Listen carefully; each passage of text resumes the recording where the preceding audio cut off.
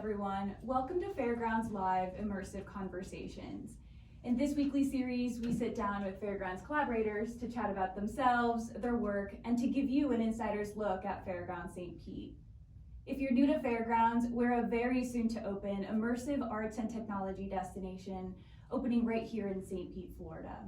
I'm Olivia, the Director of Communications and Artist Relations, and one of the founders here at Fairgrounds. And today I have the immense pleasure of sitting down with the founding team of Fairgrounds St. Pete for a very special edition of Immersive Conversations. You can expect for us to dive deep into all of the aspects of what it's been like to start and create this immersive arts and technology destination. So without further ado, let me have each of you, talk about yourselves, and maybe we'll kick it off with Liz. Hey, I'm Liz Dimmitt. I'm our CEO and one of the co-founders. Okay, I'm Mikhail Mansion. I'm the CTO and also one of the co-founders. What is CTO? A lot of people might think that that's Chief Technology Officer, but here we say Creative Technology Officer. We do? You're learning something new every day. Okay. And I'm Tyson, the Managing Director. Amazing. Well, what if we just start off going back to the beginning? Like, how did this all start? Liz, tell us about that. So I've been wanting to do some sort of art project here in a warehouse in Florida because I could afford a warehouse here, really, and had been talking to Kara and Jordan Behar about the Warehouse Arts District because they have an architecture firm here. And I had them, they actually live on the same street as my parents on Clearwater Beach, so I ran into them and I said, if you ever find out about a warehouse available in the Warehouse Arts District, I'd love to, get one so I can start doing some cool art projects. And I was thinking 5,000 square feet. And then lo and behold, in the summer of 2018, Kara called me up and said, I found the perfect warehouse. It's a little bigger than you were thinking. And it happens to be now what is now the Factories campus, which is 6.5 acres and 90,000 square feet. And that just sort of opened, Pandora's box for me to start thinking about how big and cool something like Fairgrounds or what kind of project it could be. So that's how it sort of started to go. And then I spent the next year really telling people about it and getting it together. And then John Collins, who is the now retired head of the St. Pete Art Alliance, actually connected with me and said, I'm hearing what you want to do, and there's an artist here in St. Pete that you need to connect with, and that was Mikhail. And he gave me Mikhail's phone number, and I am not a phone person. And I was very nervous, and I remember sitting at my desk at Dimmitt Chevrolet and thinking, what am I gonna say? Be cool, Liz. And I called up Mikhail, and we was sort of, love at first phone call. We definitely had a similar vision. Well, you tell, what do you remember about the phone call? And it's like, why are we calling about the vehicle warranty? Totally. Not this again. You're definitely out of warranty. This is spam. It didn't show any signs of who was calling. Mm-hmm. But it was a great call. Yeah, it was out of the blue, and I was at the moment working on an installation for Meow Wolf, an immersive arts company out west, and I picked up the phone. You mentioned that John had connected you, and he said, well, have you ever heard of Meow Wolf? And I was blown away. It was just amazing timing. And I said, well, yeah, I'm working on a project for them right now.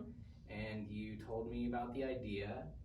I loved it, obviously. It was what I had been doing for a number of years are these installations with a company called Telart and also in my own as an artist. And it made total sense. Just hearing you tell me about your vision and about St. Petersburg, and I was seeing that, we were seeing that, we were thinking a lot about the creative community here and how rich it was and just how something big was going to happen, and we needed to get involved and get ourselves involved. So you're saying we and looking at Olivia. And I'm looking at Olivia. Why is that? And why is it I can touch her comfortably? Olivia and I are married, and we've been together for 12, going on 13 years. So we're a long-time team. Fun fact, we met in art and technology class, literally called Art Plus Technology. At the University of Tampa. Right. Look at that. Y'all. It's kismet. I know. So It was what did you foreshadowing. think when you came home from work and Mikhail told you about it? What did you think? Yeah, so I was managing an entrepreneurship center. I'm like super passionate about entrepreneurs.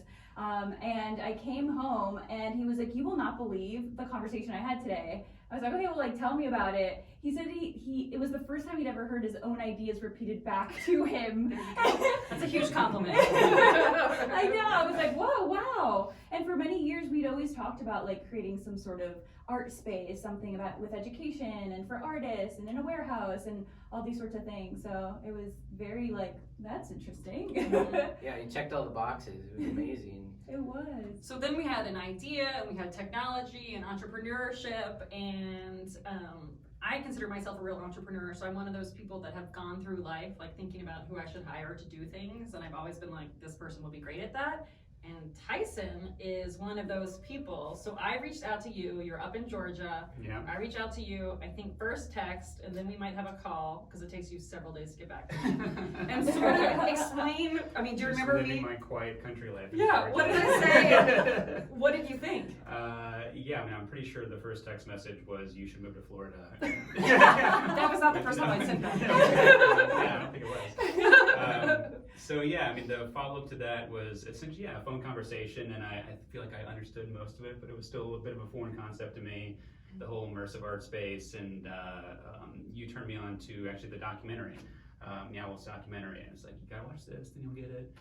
And my background, I've been involved in a startup before, and just having gone through that, I would say it was probably like more on the trepidation, like I was feeling, I know how these things go. I mean, you get sucked into it, and then a decade of your life is gone. And,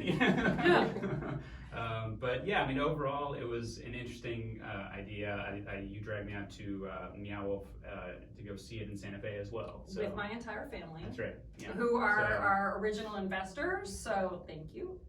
Yeah. To our audience of my family. Yes. And things just started clicking. I mean, it just started to make more sense. I was helping initially doing just more of the modeling and the research behind it. So, yeah, I don't know.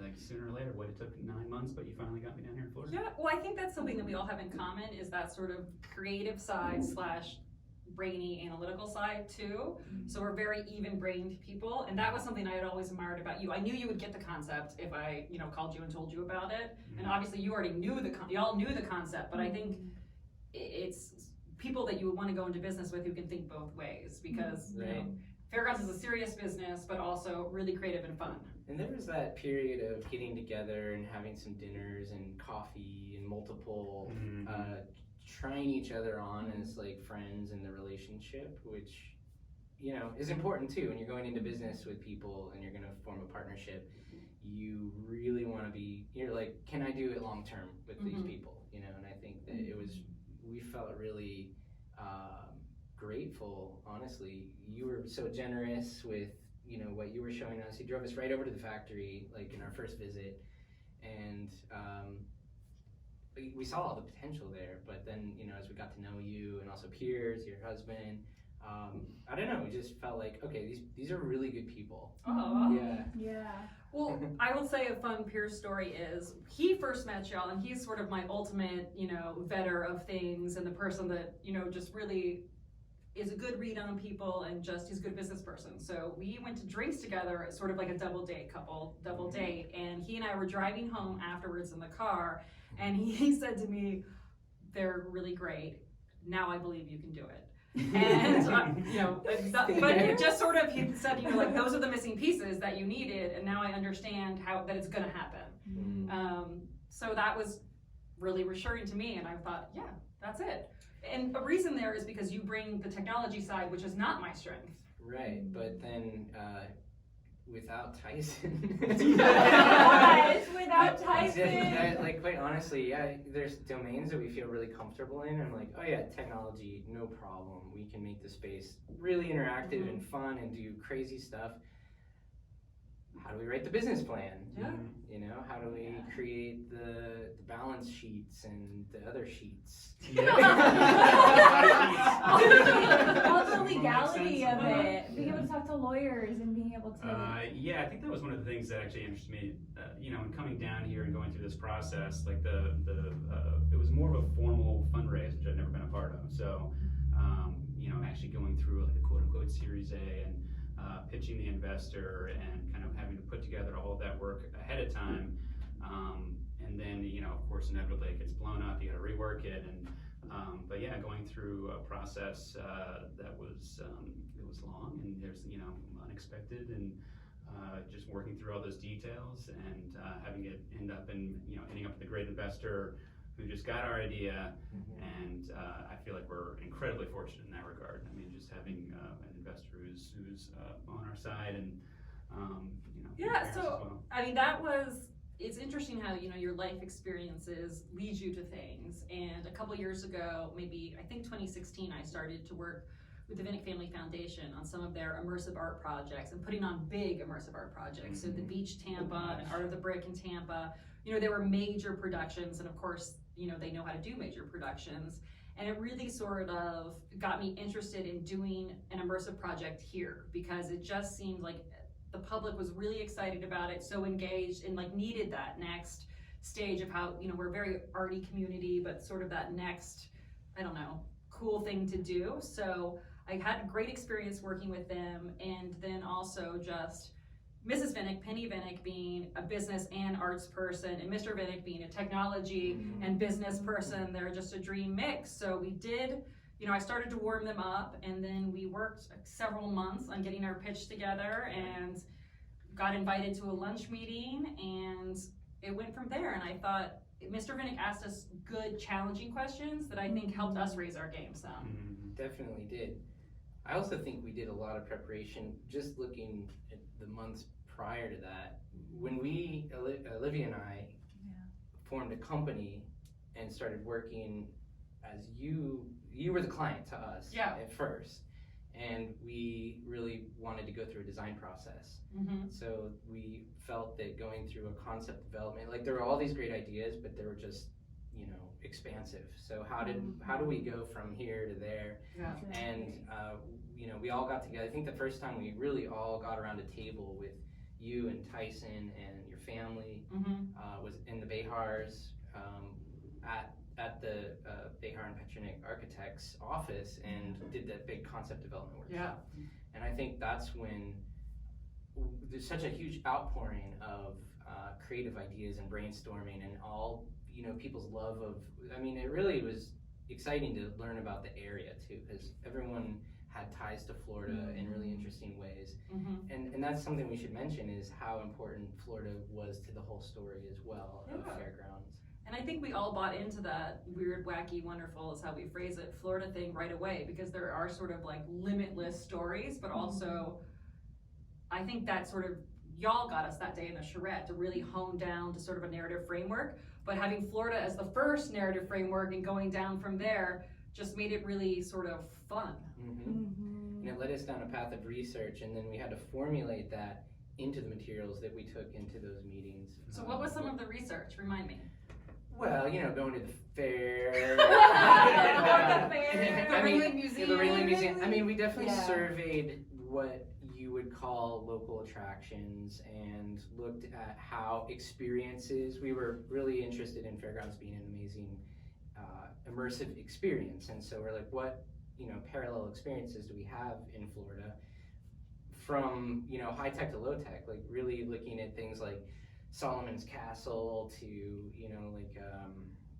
sunken gardens, different like outdoor spaces, natural parks like Fort DeSoto, trying to drink it all in and really synthesize like what were the elements that were really going to resonate with our audience. And then this was all pre-COVID, right? And I remember I had traveled to Japan, and I had visited Team Lab and seen all these immersive exhibits and experiences, and then the technology side of it, right? So there's the research, and there's the tech. Y'all went to Meow Wolf, but then kind of circling back, so we get this investment, we're moving forward, all of us are working out of our house,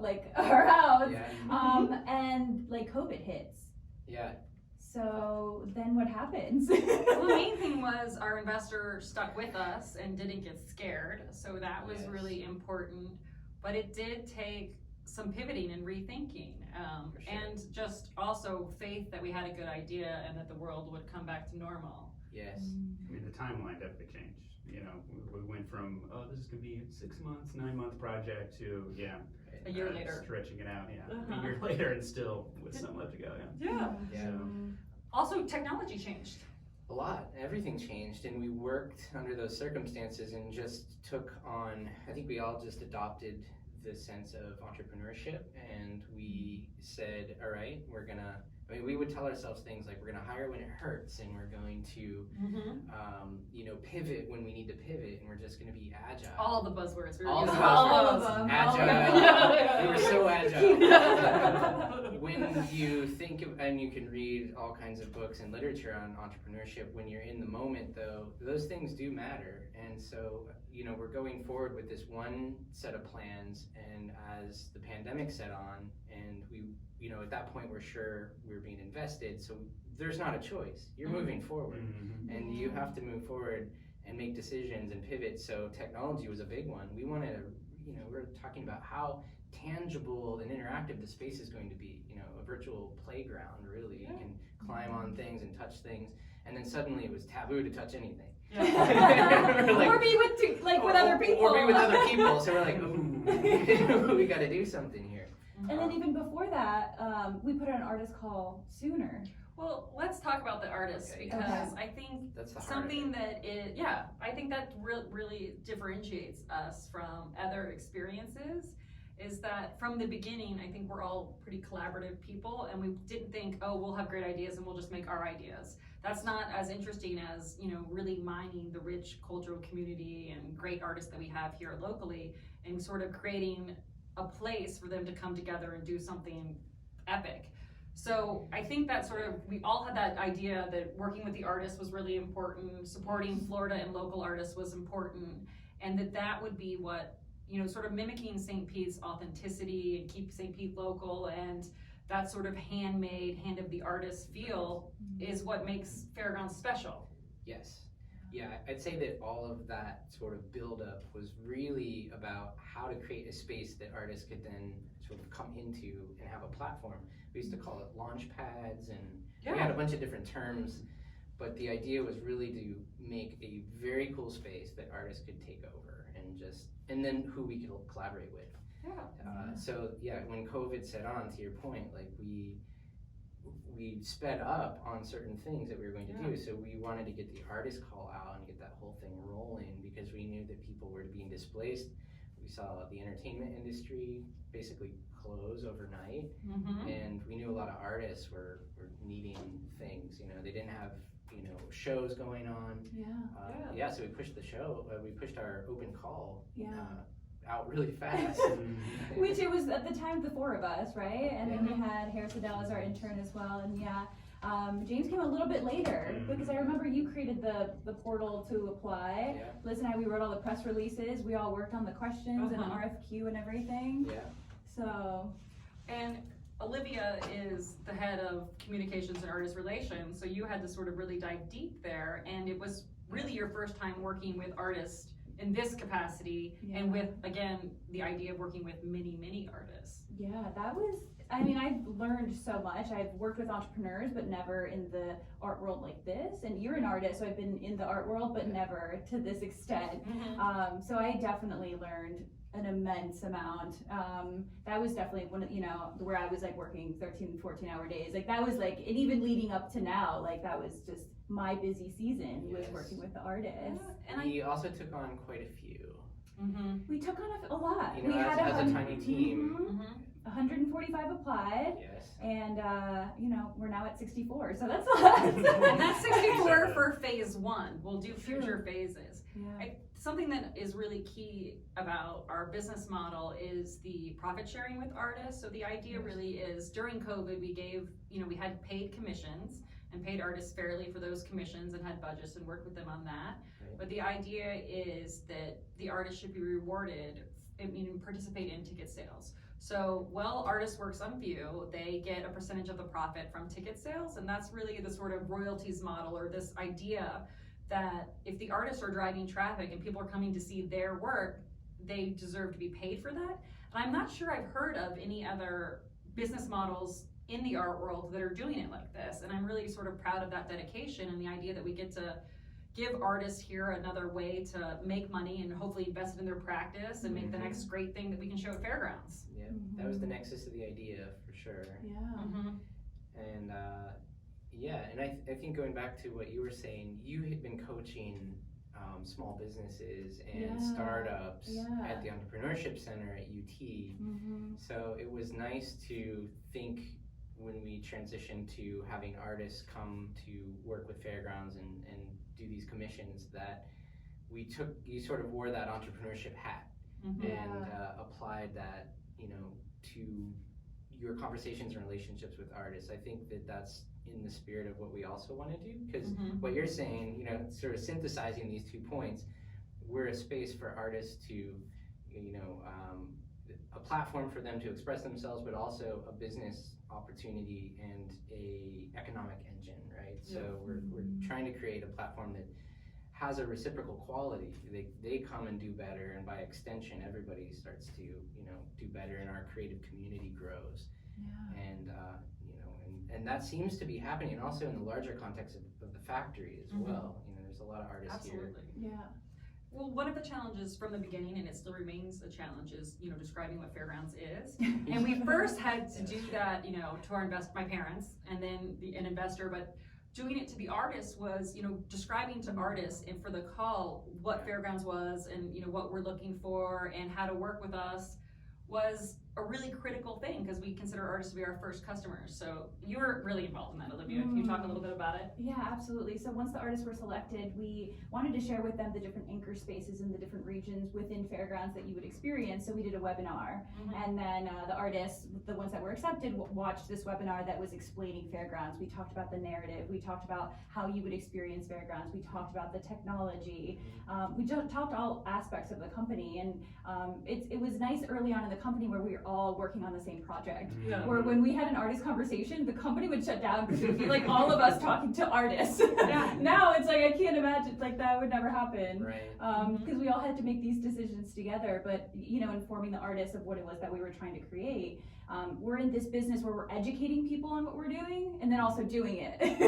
So and being educated and There's learning. definitely a learning curve and structuring that relationship between the artists. I mean, in the beginning, I thought we asked a lot of them, to be honest. I mean, we had them go through this proposal process, and to the credit of the design, it went in ahead of time. I felt like when we pitched the artists, like they responded to those designs and the ideas, but. Yeah, it was the contract process. We'll do it differently next time. Which you and I worked really closely on that. It got a little verbose. But we've also strategized since that time to shorten it down, and it is improving, and it'll definitely be different in the future. Well, a word that I learned from you in this whole process was storyful, and I think our narrative in translating our narrative to the artist, like a global framework narrative without being prescriptive and telling them what to make or exactly how to tell our story, because it can be told in so many different ways. So will you talk a little bit, you talk beautifully about the narrative and how that's important. Well, and that comes from my wonderful experience with TellArt, who is definitely the art, the name for that company means the art of storytelling. So it was kind of ingrained in me to, and in that capacity, I was always working with clients to help tell their stories. So I knew storytelling had the potential to be a strong driver for us and lead us towards meaningful outcomes that we could call storyful. Plus, a narrative is just interesting. I think people buy into narratives, they buy into stories, and if you have a really rich and compelling story, it just makes it all the more delightful. And I think then it gives artists a way to kind of play into a larger composition, right? Because this is many different rooms and many different spaces that all still has to feel like the same place in a way, because we're doing placemaking. So our strategy there was really to build a narrative internally, but be strategic, and we didn't want to be prescriptive, right? We didn't want to tell artists what to do.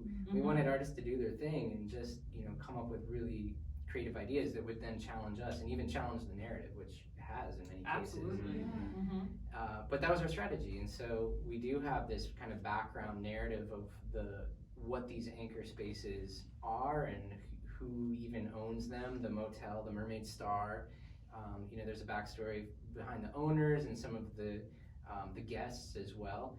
But we've never been, writing that down and releasing it. Well, I think even amongst our team too, there's varying interpretations. There are, yeah. Sometimes We're someone will open to throw out that. something and I'm like, wow, I didn't even ever think of it that way. There's a lot of But that permutations. narrative lets us have sort of a direction or a framework. So selecting artists, we could prioritize ones that sort of made sense for this phase and where we are. Yeah. And then, if we get off the rails, sort of thinking about this and this and this idea, because we can do that and when we're ideating, but it sort of like brings it back to like, but what can we execute for phase one that makes sense within the narrative? So when you are going around the experience, there is some sort of sense Cohesion. yeah, cohesion is the word. Yeah. That's it. Mm-hmm. And then, okay, so then that all kind of leads into so building 6, so the building that we're in at the factory, the company was still there. Matica was still working when you come down and visit, and I see people in their offices, which are now our motel rooms. Forklifts running all over the place. Forklifts all over the place, like, we're just like, hey, sorry, like, we're walking through. That was so interesting. And we have so much footage of that, so that's gonna be exciting to share with everybody. But then, so the space gets cleared out, they move out. I think we're basically there. I think You're we're like, like, we're we're almost basically like, y'all, this is amazing, look how much progress. Yeah. Tyson's just like the voice of reason always. He's like, I don't know listen. about that. He's like, you're in for a reality check. And then at that point we start staffing up, right? We start staffing up. That's and when designing. we really started learning. Yes. And just serendipity, right? Like the entertainment industry had been hit really hard. Mm-hmm. You can't plan or time these things sometimes, but that's when we needed to hire, and that's when it was really starting to hurt. Yeah. That's And when we needed the help, and then people needed work too. Like a lot of big shows were shut down and things. Yeah.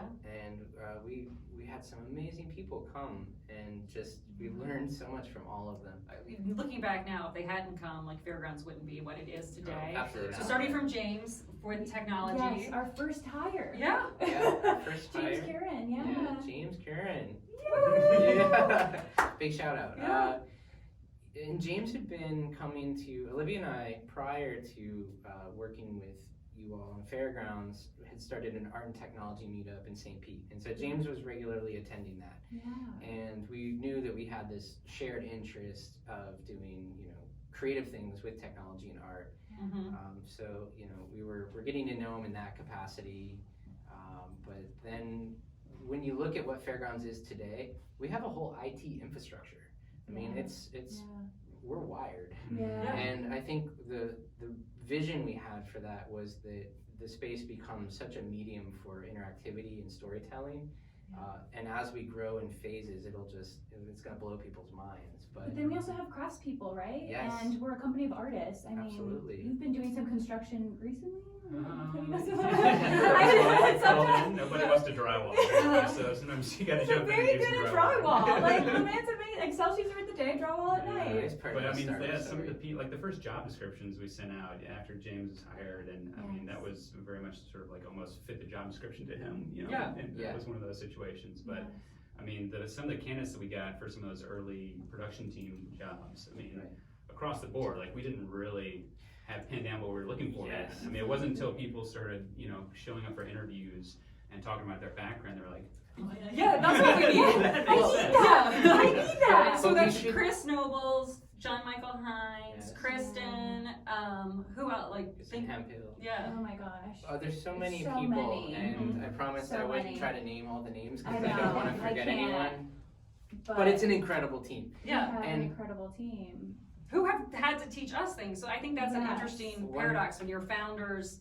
Like we Oh my don't, we gosh, admit that we yes. don't know everything, and we got to hire these incredible people, and they came with so much knowledge that we had to learn from them. Yes. Oh, Oh my absolutely. gosh, totally. Let's talk about that. I mean, it's like, I remember when I started, you basically, as a founder, you're gonna do whatever it takes for this to get off the ground, right? So like, I have a background in entrepreneurship, in coaching, in communications, in higher ed. I'm very intuitive marketer, and I also love social media, and I believe in including people and documenting. That's like my jam. Yeah. But She then- does all of that every day. and there was a point where I was like trying to do all these things, and it was like, I don't know PR world, I don't know. And I remember Liz, I was the director of marketing and artist relations, and Liz was like, should you change your title to director of communications? I'm like, Sure, I that think sounds we really all cool. we all shifted titles multiple times. I'm pretty times, sure. and that's what it is Maybe as a except for you, founder. but You're yeah. just kind of like, sure, that title sounds great. You're just gonna do it all. Yes, today I'm an architect. Yeah. Exactly, and CEO. You've never been a CEO before, right? No, I've been a COO, so this is my big jump, and now that I know that you're a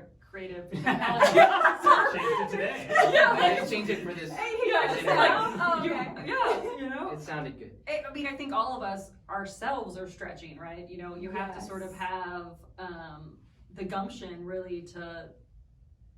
I mean, for me, it's the first time that I've really gone out and said, okay, I'm not going to be afraid to fail. I'm going to put my big idea out there in the world and like go all in for it. And it's very public what we're doing.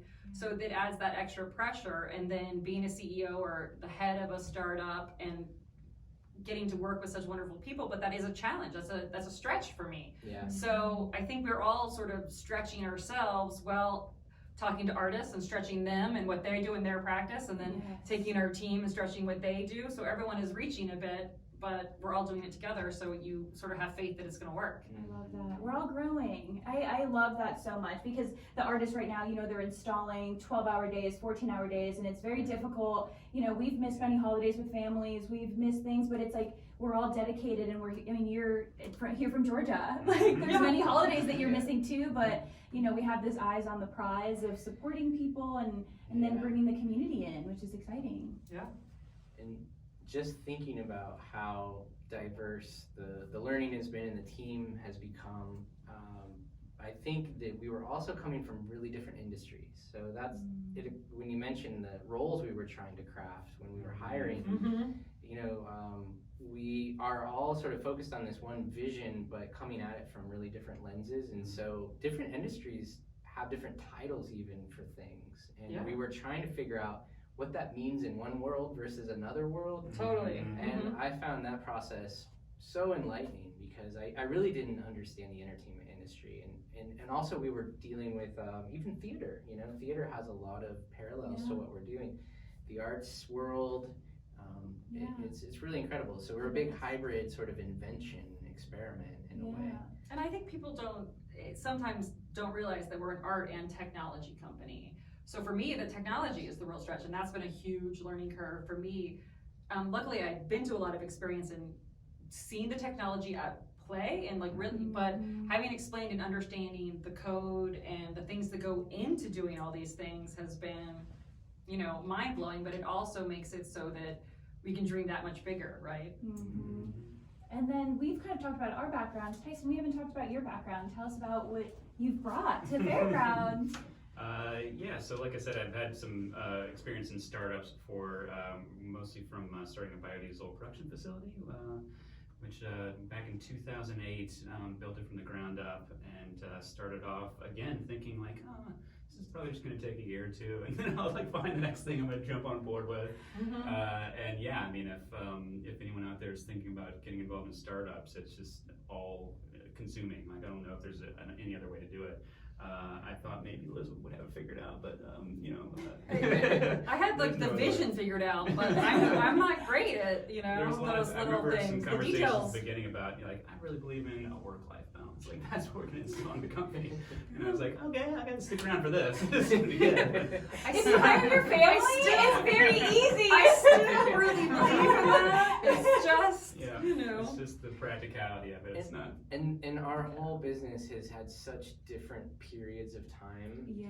You know, like this big production and the construction of the factory, like this isn't how Fairgrounds is going to be next year, not Yeah. here, Oh, for sure. right? And you know, it's just the period in And which, different talents are needed at each stage. right? Exactly. And different versions of us, right, are needed at different moments as well. Yeah, It's a that's different true. company every time. Yeah.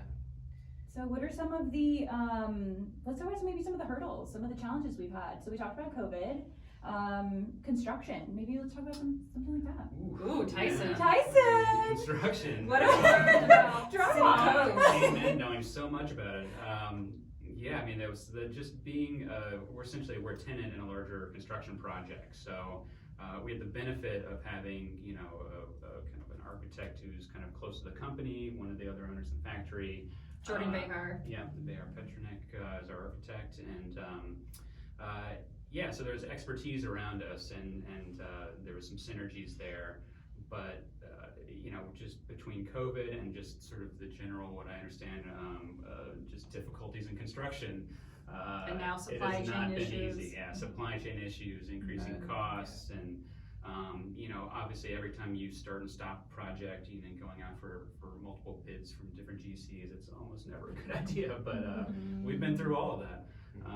Yeah, I mean, at some point, it's just sort of like when we were on our third iteration of the design of our space, and you know, you start cutting things, and you realize like we're not saving any money by doing this. So yeah, I mean, it's all those ins and outs, and then just you know, just learning how to interact in that world, like with trades and architects, and it's just a different way of communicating. And learning how to keep the public safe when they're going to be at fairgrounds. So not only COVID, but fire code and having FR rated, that means fire rated things. You know, it wasn't something that 2 years I was thinking about, and we had to learn to prioritize it because it has a big influence on design, what materials are available and safe to use. We worked with some design consultants right in the beginning, Kelly Knapp, and first words out of her mouth were fire.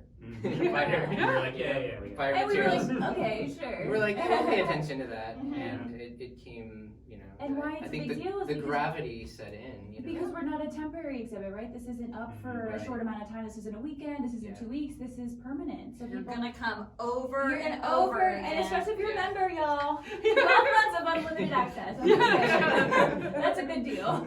It's What really are good. we selling? To the day. And it's really interesting because we went into it saying we want to design a flex space that has the capacity to change over time, yet it's a permanent installation at the same time. So we were also trying to create a new model, not just in the sense of a new business model, but a new commercial building model, really. I mean, there's a lot of education around, because immersive exhibits is kind of a newer term, right? And immersive experiences.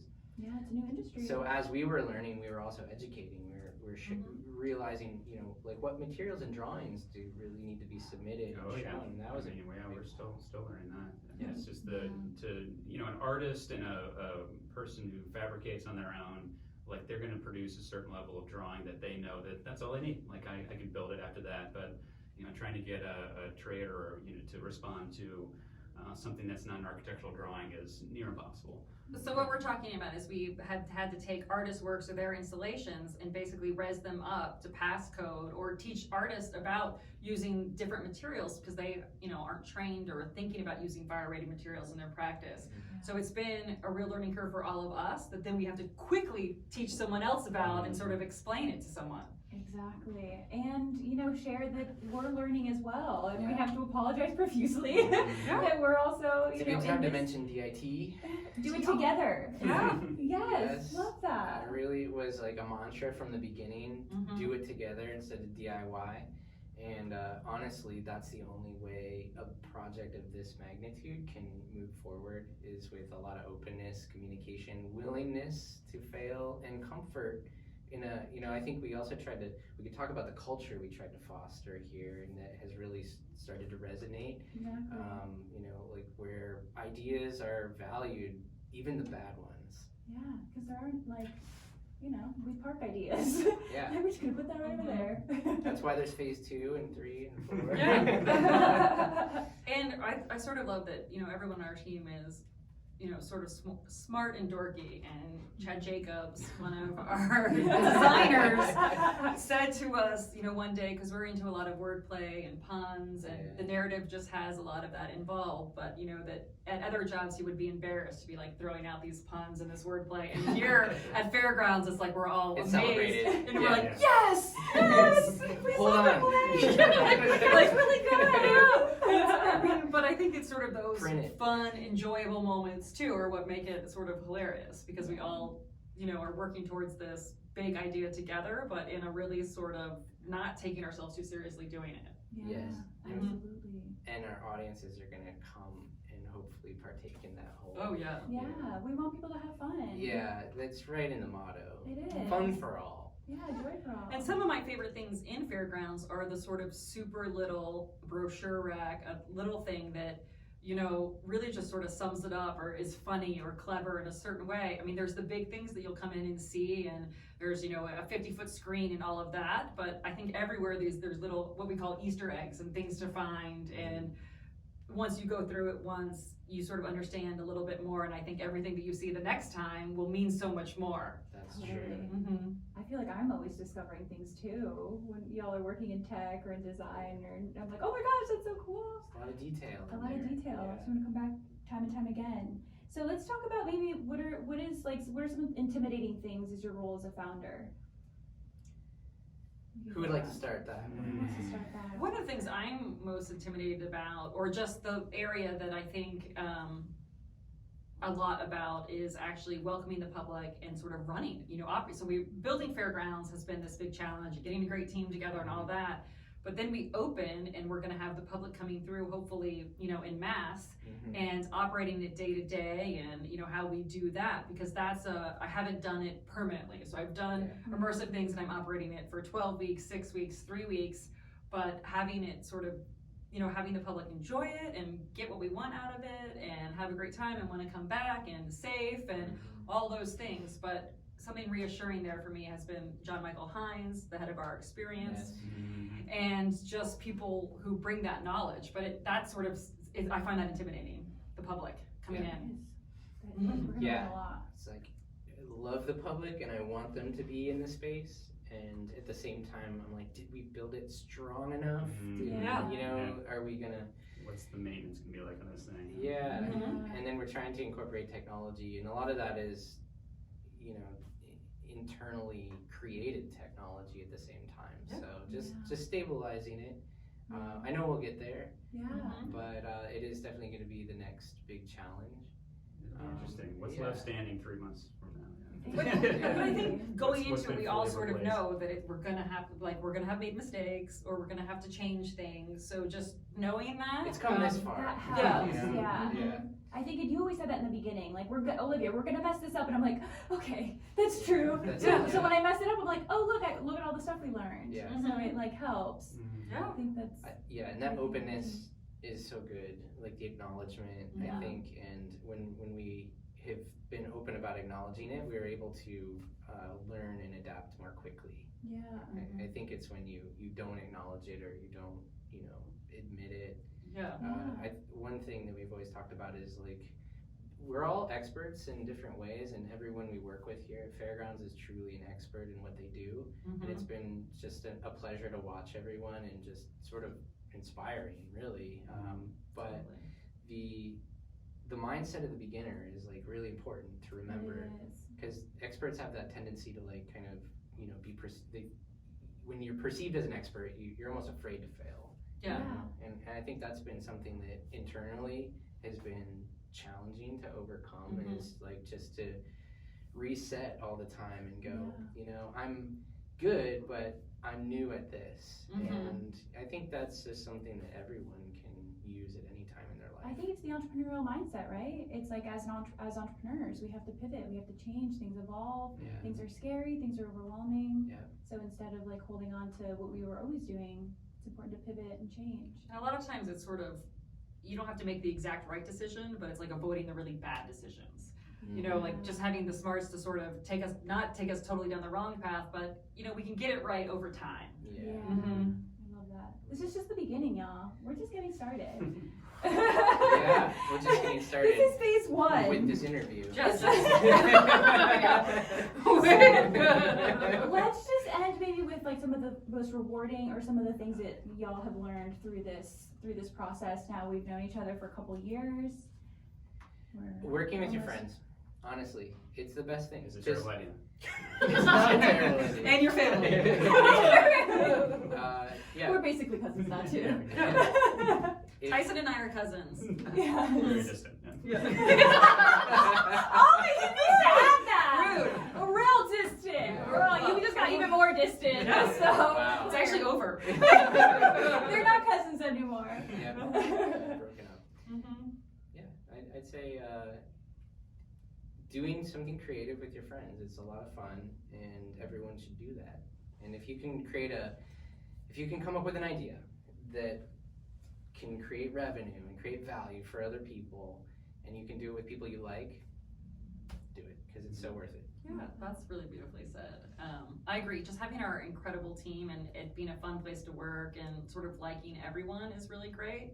And then something that's been really rewarding for me this year is just Olivia working with you really close on, because I remember at the beginning, you know, you hadn't worked with artists straight on, and we were sort of going over every conversation and every email, you know, Literally. sort of how to set our boundaries and how to talk to artists about this and that. And now it's like, I'm having this really hard conversation, I'll update you later, or I'm getting, like, learning how to say no or shake someone in a nice way. And just, I mean, I think from May of last year to, 1 year, you've sort of grown so much there. Thanks so much. Yeah, seriously. I'm like, I had a call with an artist, Liz. Yeah. I tell you all about it. And you weren't there. Yeah, and it's just, I think learning how to treat artists really well and have a company that caters to them is not easy. Right. Yeah. And we're still learning how to do it. We're still learning. Yeah. What about for you, Tyson? I mean, right now is an interesting time just because it's been such a long slog, and now we're like everything's sort of coming together. Yeah. Space is taking shape. I mean, I heard the soundtrack for the space this morning for the first time. It's been something that we've been talking about for half a year now. And just being able to see like the designer Elliot Davern, he was just still like genuinely excited about what he's like. Okay, let me show you over here. Yes. That's awesome. Just giving people an opportunity to create something and that they are passionate about, and like seeing it in their face is cool. Yeah. Oh, in the next conversation, we should talk about education. We don't have to do it now because I think yeah. we're hitting the end, but a big part of Fairgrounds is also all these things that we're learning, or all these skills that maybe people on our team have, hopefully sharing them with the public and with artists and with, anyone who's really interested in sharing that knowledge, so that even, more exciting things can happen. Mm-hmm.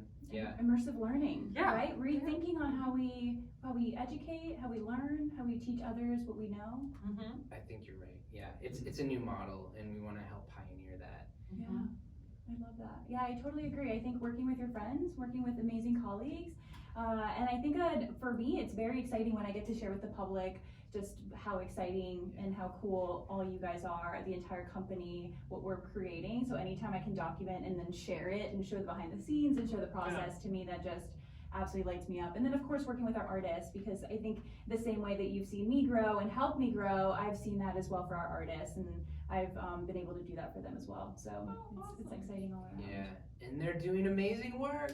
That's It is so- so good. I mean, like, really Yes.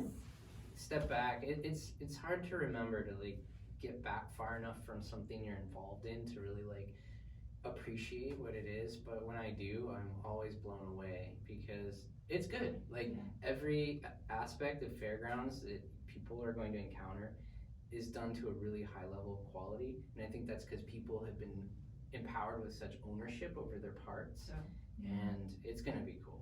Well, that is what is really exciting. Maybe we can end on this, is that, we've been working on it for so long, and artists were sort of working on their projects at their studios at home, and now we're in that phase where everything is sort of coming together, and you're seeing what you've been imagining or dreaming about for years, and it's better than I dreamed, or better than I anticipated, or even cooler having it all together in one place. So sort of coming in every day and seeing something and then be wowed, even though you knew what it was gonna be, and then still be sort of surprised and wowed, is really so exciting. It's beautiful. That's a beautiful place to end on.